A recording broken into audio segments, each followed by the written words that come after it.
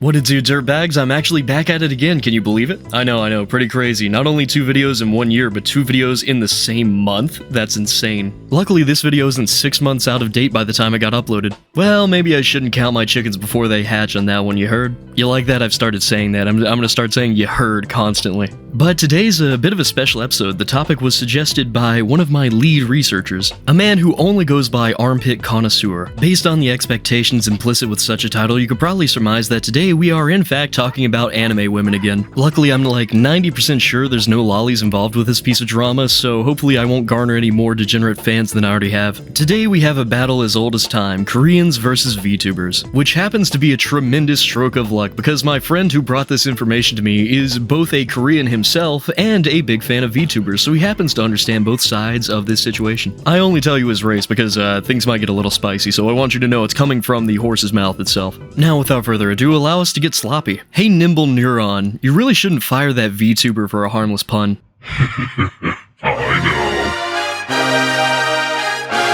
I've been told Koreans will find that extremely funny. Alright, so to set the stage, there's a little anime game called Eternal Return. Apparently, it's pretty big in Korea, but only had a very, mild, slowly growing fan base in the West. So, as games like this typically do, they got to do a little bit of a sponsorship with some VTubers. In particular, a girl who speaks fluent Korean named Kronii. And in her first impression style livestream of this game, she absolutely mogged the hell out of Eternal Return, just destroyed them epic style with facts and logic, just frame mogging everybody, mewing constantly. The riz was insane. I'm talking the kind of mogging you have to see to believe. And dear viewers, so you shall. I'm so good at this. You are. You're doing great. You're doing amazing. Thank you. I'm gonna kill this boar. Hi. He's such a boar. I'm gonna go. A boring. Ha ha ha ha. Oh! But you are strong.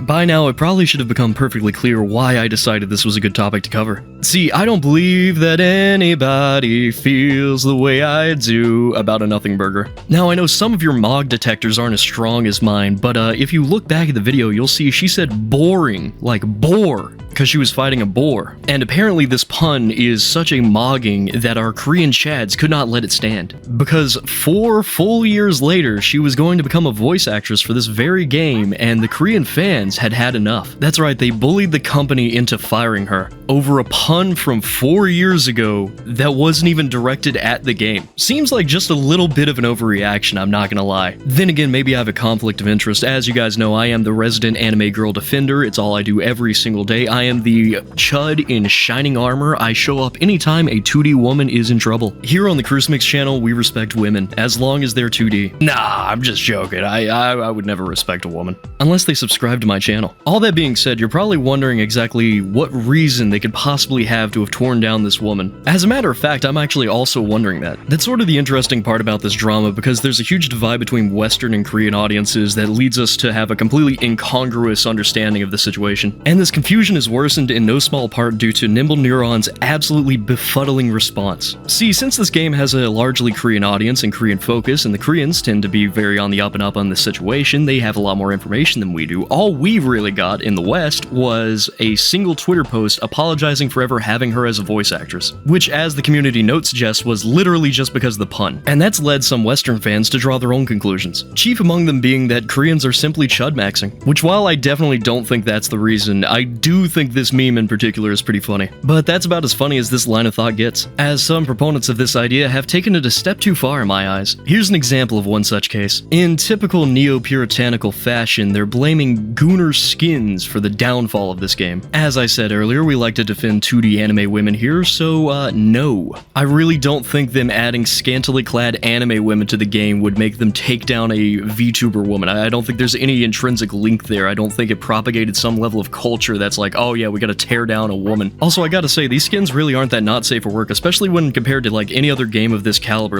Compare this to Brown Dust 2. I can't even show you an image from that game. You gotta look it up on your own because it's that much of a Gooner game. Gooner skins are just kind of a cultural standard of all games in an anime art style, so I doubt they really jumped the shark by adding some swimsuit costumes. Though while I don't agree with it, I do understand where people are coming from with the misogyny angle, because there was a previous situation that could be misconstrued in such a way that would lead you to believe such a thing. See, at one point this game featured featured an animation with a hand signal that does not go over well with male Korean audiences. I've been told that this hand signal essentially means, tiny wiener, and apparently Korean feminists like to sneak this into things to shame men, which in my opinion just seems kind of racist towards Koreans. And to any of my less endowed fans, I want you to know that the size of your meat does not affect the size of your heart. The presence of this hand symbol in the animation definitely made a lot of people unhappy, and eventually the company removed it due to backlash, which in the mind of some Westerners might lead them to think that the Korean male population is a bunch of incel chuds, but I completely disagree. I don't think you should be shaming someone for something they can't control, at least that's what YouTube's terms of service tells me. Also, imagine if the roles were reversed. Like if there was an Agarthan chud edit in the middle of a Marvel Rivals announcement trailer or something, that's not gonna last. But this does contribute to one of my theories as to why the Korean audience would tear down this VTuber. See, with any bit of fame and notoriety, especially here on YouTube, you're probably pretty used to this, with any amount of that sort of thing, there's gonna be people who want to see you fail just because you're successful. And in the Far East, there is honestly a whole different level of wanting to tear down idols. I mean, it's the same reason VTubers and like music idols are never allowed to say that they have boyfriends, because the audience will actively try and destroy them. And moreover, there could have been a sort of xenophobic phase where they saw Western fans being a fan of this VTuber and saw her being in the game as a sort of attack on their community by invading it and moving it from a Korean focus. And those Korean fans were likely emboldened by the fact that they had previously gotten the company to listen to them about the hand symbol thing, so it could have created this culture where they thought they could just manipulate the company to do whatever they want, and they kind of succeeded. As much as it's a good thing to listen to the fans, listening to the fans too much is a terrible decision. But I do have one other theory. See, Kronii works for hololive, and hololive is a Japanese company, so in a way, maybe the Korean audience thought it was a bit of a Lee Wan-yong situation. I doubt that's the case, but Korea and Japan hating each other is just so funny to me for some reason. Regardless, the outcome of this situation has been clear. Nimble Neuron has essentially burned the bridge with Western audiences. Not only because they removed the voice actor, but also because that apology was so bad that Western and Korean audiences can no longer see eye to eye on anything. Because the West hasn't been given a proper explanation, it's just led us to thinking it's complete utter nonsense, which it pretty much seems like it is, I'm not gonna lie to you, but the Koreans seem very indignant about the fact that Americans are trying to impose their beliefs onto their game. Which, you know me, I'm a big fan of gaslighting, gatekeeping, and girl bossing, but whenever there's no cause, it's completely feckless. And if you wanted this game to do well in the West, which it very much seemed as if you wanted that to happen, this is not the way to go about it. It's a very self-destructive path that will likely lead to a declining user base in the following years, which is probably not what you want whenever you have an online multiplayer game. But perhaps they knew the end was near. For you see, some games face a curse. The curse of the Persona 5 collaboration. Many games have been lost to this curse, and it seems that Eternal Return is next on the chopping block. It's a little hard to pin down a situation like this whenever there's a huge cultural divide and it's not very clear why things are happening. I mean, your guess is as good as mine. Even with my friend's incredible help, it was hard to discern a reason for why someone would want a VTuber fired over a pun from 4 years ago, and even harder to understand why a company would actually listen to that outcry. This seems like the kind of situation you'd hear about back in like 2018, not in current year. It's also weird how whenever there's voice acting drama, Koreans are always involved somehow. Probably just the lasting repercussions of ProZD.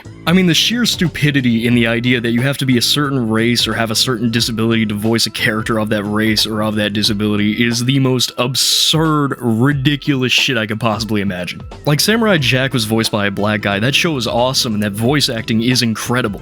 I'm not saying a Japanese man wouldn't do well in that role, I'm just saying the guy who did the voice did it flawlessly. And it's also so funny how quickly it backfired onto ProZD. Like, dude's upset that he only gets casted for Asian characters whenever he was the main proponent of that being the system. It's already an oversaturated market where that's like most people's dream jobs if they're even slightly weeb-esque in high school. Now imagine that person grows up and they realize that they can't pursue their dream because 99% of characters are off limits to them. It's one of the few forms of acting where your race absolutely doesn't matter. But this is a tangent for a completely different video, I'm just rambling at this point. If you have any ideas as to the reasons the Korean fans were so motivated to get this woman fired, please let me know in the comments, because it really seems like a confusing mixed bag. Anyway, thank you so much for watching. If you feel so inclined, please consider subscribing, maybe going down, hitting that notification bell, going to my Twitter if you're really adamant about joining me. Also, thank you guys so much for the support on the last video. I can't believe so many people actually watched something that was out of date by 6 months, plus I hadn't uploaded in a year. That's just absolutely insane. You guys are amazing. I've got to stop screwing myself over on this platform. I mean, I might actually have a chance if I actually just sat down and uploaded occasionally. Sometimes you're just your own worst enemy.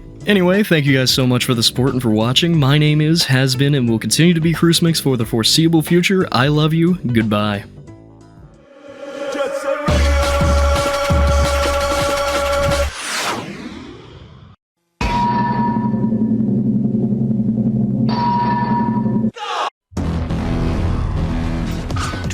Volodya Yasha. Let's go!